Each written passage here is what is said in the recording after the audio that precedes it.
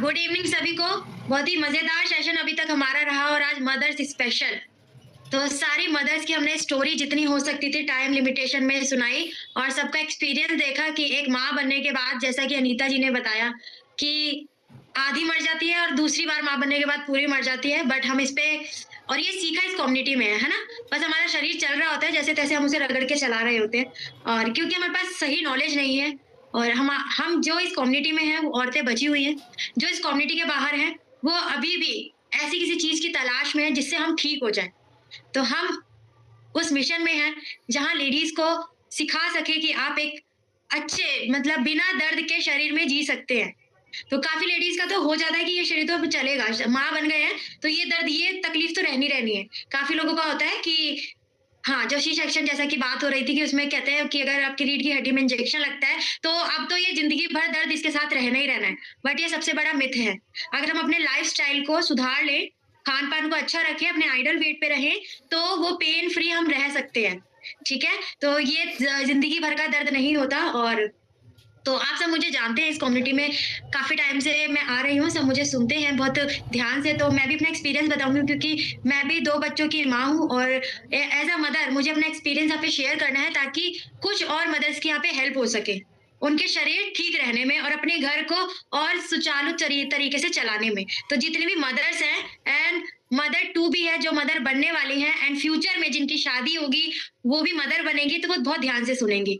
ठीक है? क्योंकि जो हमारा शरीर है एक साइंटिफिक तरीके से डिज़ाइन करके हम लोग धरती पे आए हैं। तो उसको चलाने के लिए अगर हम समझेंगे नहीं हमारी बॉडी की रिक्वायरमेंट क्या है, तो वो ऑटोमैटिक है खराब ही चलेगा।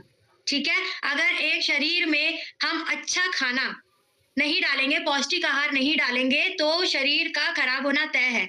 तो मैं भी अपना प्रेगनेंसी का फेज़ बताऊँगी आप लोगों को क्योंकि सबने सुना है मैंने वेट गेन किया है, वेट लॉस किया है और ये अमेज़िंग ट्रांसफॉर्मेशन इस कम्युनिटी से हुआ है।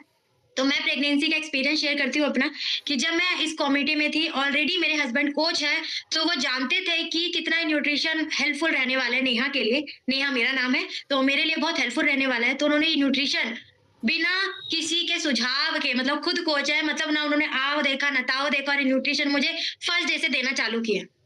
उन्होंने मुझे मल्टीविटामिन, कैल्शियम ये टैबलेट्स मेरी चालू की, सेल एक्टिवेटर चालू की क्योंकि उसमें और एक जो बच्चा होता है वो एक सैक के रूप में पहले आता है, तो वो सेल्स का भंडार होता है। तो कितना अच्छा होगा उसमें और गुड सेल्स बनेंगे तो वो बच्चा कैसे डेवलप होगा आप बताइए?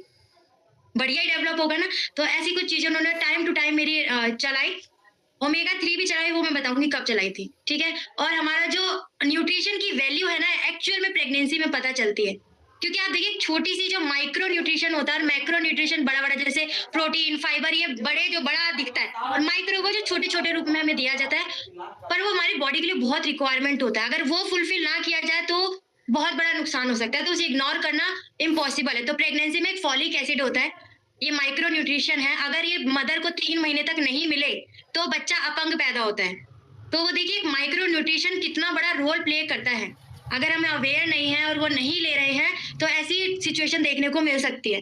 तो फॉलिक एसिड हो गया, माइक्रो न्यूट्रिशन का भंडार है हमारे इस न्यूट्रिशन, जो हम 1 गिलास का शेक पीते हैं। प्रोटीन है, फाइबर है, क्योंकि प्रेगनेंसी में ज़्यादा से ज़्यादा कॉन्स्टिपेशन होने की शिकायत रहती है। कॉन्स्टिपेशन ज़्यादा लंबे समय रहे तो पाइल्स में कन्वर्ट हो जाता है। पाइल्स में कन्वर्ट हो गया तो आपके बच्चे को दिक्कत होगी होगी। तो ये सब चीज़ें मेरे को डॉक्टर ने सजेस्ट की थी कि तुम्हें सलाद ज़्यादा खाना है, जिसमें फाइबर ज़्यादा हो वो ज़्यादा लेना है, अपने बॉडी को हाइड्रेट रखना है, पानी ज़्यादा पीना है। तो ये ऑलरेडी हम कोचिज़ काम कर ही रहे हैं। तो सर ने मुझे मॉर्निंग में भी शेक पिलाना चालू किया, शाम को भी शेक पिलाना चालू किया और उसके साथ जो मैं खाती थी, उसमें कोई मतलब घर का हेल्दी खाती थी। ये न्यूट्रिशन मेरे लिए वरदान साबित हुआ, वो मैं कहूँगी इसलिए क्योंकि इसमें मैंने एक्स्ट्रा वेट नहीं बढ़ाया। एक होता है आपका नेचुरल वेट जो बढ़ता है और एक होता है ओबेसिटी।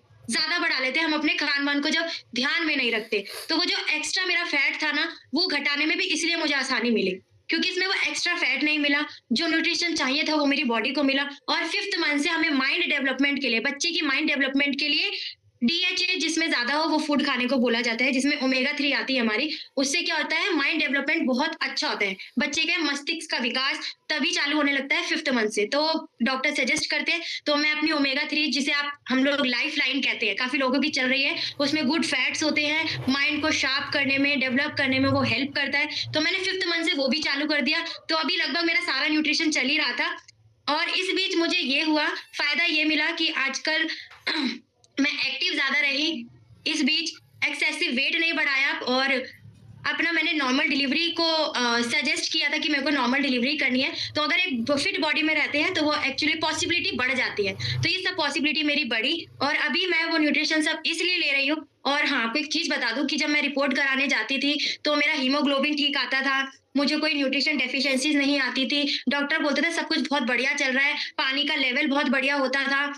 क्योंकि मैंने सीखा जितना वाटर हम पिएँगे उतना ग्रोथ अच्छी होने वाली है बेबी की। तो वो सब चीज़ें मैंने अपनी प्रेगनेंसी के दौरान की और आफ्टर डिलीवरी मुझे ये रिज़ल्ट देखने को मिला। मैं हेल्दी रही, मुझे किसी तरह का डिज़ीज़ के घेरे में नहीं आई क्योंकि प्रेगनेंसी में मैं जैसे बताती हूँ अपने सेशन जब मैं देती हूँ कि बीमारियाँ जो है डिलीवरी के बाद ही लगती हैं। आपको बीपी, शुगर, थायराइड ये 3 ऐसी चीज़ें हैं, हार्मोनल डिसबैलेंस 4 ऐसी मेजर आपकी डिज़ीज़ जो है प्रेगनेंसी के दौरान ही आ जाती है। और अगर इसको सही टाइम पे, सही तरीके से क्योर नहीं किया गया तो ये लाइफ टाइम हमें साथ लेके चलती है। तो इन सब चीज़ों से मैं बची रही और अभी तक मैं जब भी रिपोर्ट या मुझे मेडिकली कुछ करवाना होता है टेस्ट तो सब कुछ ठीक आता है, हीमो मेरा सब कुछ बढ़िया आता है, मुझे किसी चीज़ की दिक्कत नहीं है। मैं किसी भी चीज़ की मेडिसिन नहीं खा रही हूँ और ये न्यूट्रिशन मैं बिल्कुल भरपूर तरीके से, अच्छे तरीके से ले रही हूँ क्योंकि मुझे पता है लाइफ टाइम चलना है। अभी जैसे हमने सुना कि जीवन का संघर्ष हम लेडीज़ को खुद ही करना है। अपनी तकलीफ़ें हमें खुद ही झेलनी है। वैसे सबको झेलनी होती है बट हम लेडीज़ के पास एक्स्ट्रा तकलीफ़ होती है। ठीक है? क्योंकि हमारे अंदर वो सारी चीज़ें हैं जो ईश्वर ने हमें ये डाल के भेजा है कि नारी शक्ति महाशक्ति जिसे कहा जाता है। तो हमें अपना संघर्ष खुद करना है और उसके लिए हमें न्यूट्रिशन जो है बहुत मदद देने वाला है। तो लाइफ टाइम इसलिए इसको कंज़्यूम करना है। तो थैंक यू सो मच। ये एक्सपीरियंस मेरा था जो मैंने आपको बताया और इसी के साथ हम इस सेशन में रोज़ कुछ नया सीखते हैं, कुछ नया जानते हैं और आज मदर्स डे रख के हमने सीखा कि मदर्स की इम्पोर्टेंट कितनी है, अगर वो फिट रहती हैं, अच्छा रहती है। तो मेरी भी एक छोटी-सी बेटी है, ये न्यूट्रिशन मैं उसे भी दूँगी क्योंकि आगे चल के उसे भी एक मदर बनना है, उसे भी एक जननी बनना है, तो ये उसके भी काम आने वाला है। तो thank you so much everyone और आज का सेशन बहुत इमोशनल था मदर्स के लिए, सभी लेडीज़ के लिए। तो ये न्यूट्रिशन हम लेडीज़ के लिए वरदान है, इसलिए इसको लेना बहुत ज़रूरी है। ठीक है? अभी चलते हैं हम लोग सेशन को एंड करते हैं, कल मिलेंगे सुबह के सेशन में।